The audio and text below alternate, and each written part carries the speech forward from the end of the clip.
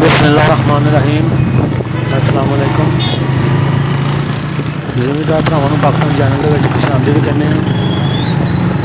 असीं हर रोज़ नई इन्फॉर्मेशन देते रहते। अज असीं जिमीदार भरावां मकई के रेट के बारे दसांगे कि मकई का रेट मंडी के अज का ताज़ा तरीन की चलता पाया गया, ताकि मकई बेचने वाले भरावां आसानी पैदा हो सके तो लियाउण वास्ते उन्होंने बहस ना करनी पवे।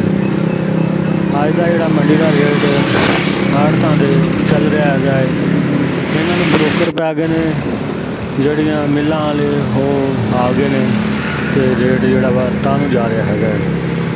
पहले 1800 के रेट आ गया सी, तो हुण आस्ता आस्ता जोड़ा वधना शुरू हो गया है, तो माशाअल्लाह काफ़ी ठीक रेट हो गया है। हुण जोड़ा रेट चल रहा है जी मंडी के विच, वो चल रहा है जी 2150 तो भी बोली शुरू हुई है, तो 2200 तो भी शुरू हुई है, तो जोड़ा बोली का एंड 2350 तक होया है। यानी कि 2150 तो लैके 2300 तक मकई का रेट चल रहा है।